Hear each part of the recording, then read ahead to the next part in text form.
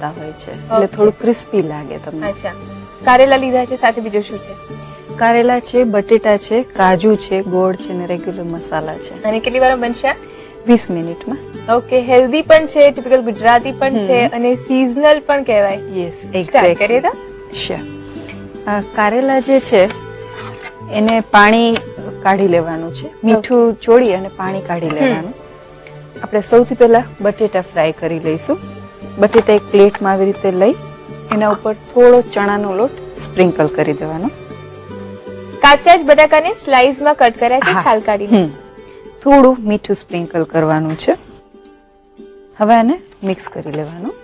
થોડું slight coating થાય એવું. તળીએ છે ને? હા.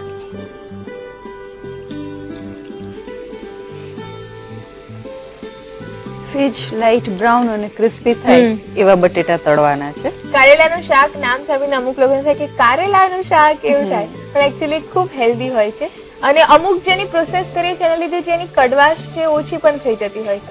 આવી રીતે પ્રોસેસ કરવાથી એકદમ એની કડવાશ ઓછી થઈ જાય. અને અમુક રેસિપીઝ એવી હોય કે એનો ઓથેન્ટિક જે ટેસ્ટ હોય એ ખૂબ સરસ હોય.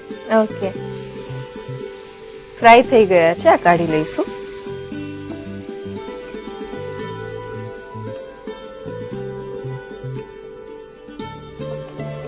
એવી જ રીતે કારેલા તળવાના છે. કારેલામાં અગાઉથી મીઠું નાખી અને એને એમાંથી પાણી કાઢી લીધું છે. કેટલા લઈએ છે કારેલા? 200 ગ્રામ છે. કારેલા અને બટાકા એનું ચોક્કસ માપ રાખીએ છીએ કે થોડું વધારે ઓછું હોય તો ચાલે? તમને જે વધારે ભાવે એ લઈ શકો. જેને બટાકા વધારે ભાવતા છે એટલે બટાકા વધારે રહેશે. ચણાનો લોટ નાખવાનો છે. આપણી પ્રોસેસ પણ એ છે જે જમણવારમાં જે રીતે તૈયાર કરતા હોય છે સેમ પ્રોસેસ. Same process. સેજ મીઠું સ્પ્રિંકલ કરવાનું અને આમાં લાલ મરચું પણ નાખીએ છીએ થોડું. મીઠાવાળા કરીને પછીથી પાણી તમે નિતારી લીધું છે. કેટલી વાર સુધી રાખી મૂકીએ છીએ મીઠામાં? ઓલમોસ્ટ અડધો પોણો કલાક, જ્યાં સુધી એનું પાણી છૂટે ત્યાં સુધી એને રાખી મૂકવાનું. ઓકે, ને એવું ખરું કે આ રીતે કરવાથી એની ન્યુટ્રિશન વેલ્યુ ઓછી થઈ જાય કે ટ્રુલી સ્પીકિંગ આમાંથી જ્યારે પાણી નીકળે ત્યારે કારેલાનું જે અમુક ન્યુટ્રિટિવ વેલ્યુ હોય એ ઓછી તો થઈ જ જાય છે, પણ ક્યારેક તમારે એને ટેસ્ટ માટે પણ તમારે આ પ્રોસેસ કરવી જરૂરી છે. એવું ના હોવું જોઈએ કે તમે કડવાશ રાખો પછી બિલકુલ તમે ખાઈ જ ના શકો. એટલીસ્ટ આ ખાઈ તો શકીએ છીએ, જે થોડી ઘણી જે વેલ્યુ મળવી જોઈએ એ તો મળે છે. ઓકે, છાલ સાથે જ આને લઈએ છે? છાલ સાથે નથી લેતા, પણ એકદમ માઇલ્ડ રીતે છાલ કાઢી છે. ઘણી વખત એ પણ મેં નોટિસ કર્યું છે કે એની જે છાલમાં પણ ઘણા ગુણ હોય છે, એટલે ઉપરથી જે રફ પોર્શન હોય એ જ કાઢ્યો છે. ઓકે, અને એવું ખરું કે છાલ થોડી રાખી છે એના લીધે કડક પણ થશે? હા. હવે ફ્રાય કરીશું.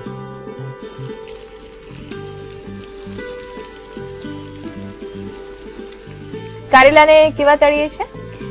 ઓલમોસ્ટ ચડી જાય અને લાઇટ બ્રાઉન કલર ના થાય એવા. ઓકે, કેટલી વાર લાગે છે? ઓલમોસ્ટ 10 મિનિટ થશે. એટલો બધો ટાઈમ લાગશે? ધીમા તાપે તળવાના છે ને? હા. કારેલા તળાઈ ગયા છે, કાઢી લઈએ. 10 મિનિટ સુધી આને તળી છે છતાંય કલર એનો ચેન્જ નથી થયો. ના.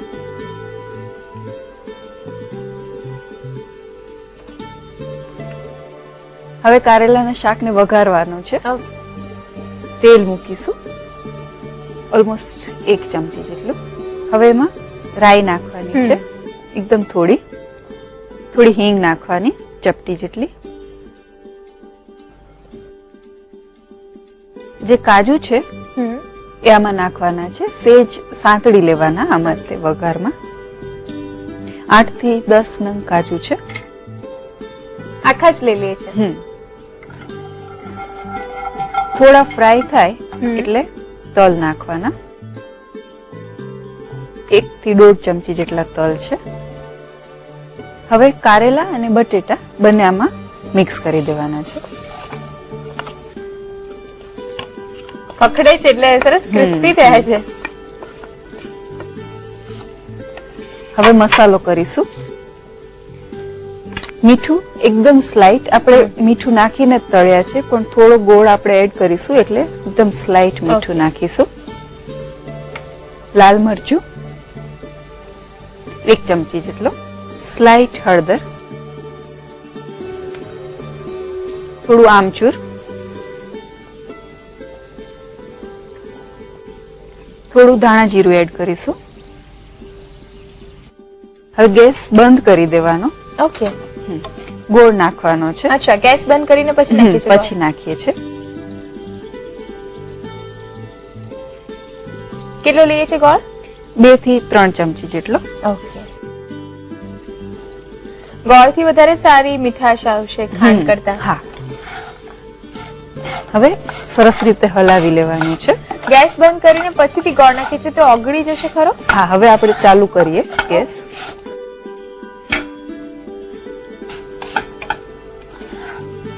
ગેસ બંધ કરી દેવાથી જે આપણે મસાલો નાખ્યો છે એ બળશે નહીં.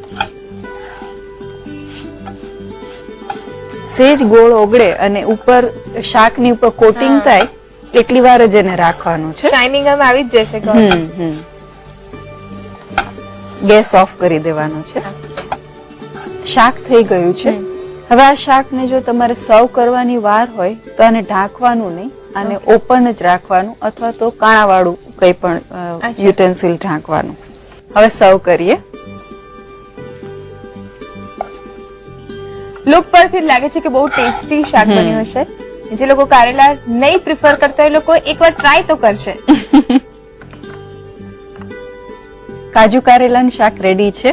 અને રસ, રોટલી અને કારેલાનું શાક એવી રીતે મેચિંગમાં સર્વ કરો તો ખૂબ જ ટેસ્ટી લાગે છે. તો એક ગુજરાતની ઓળખસમી વાનગી કાજુ કારેલાનું શાક રેડી છે.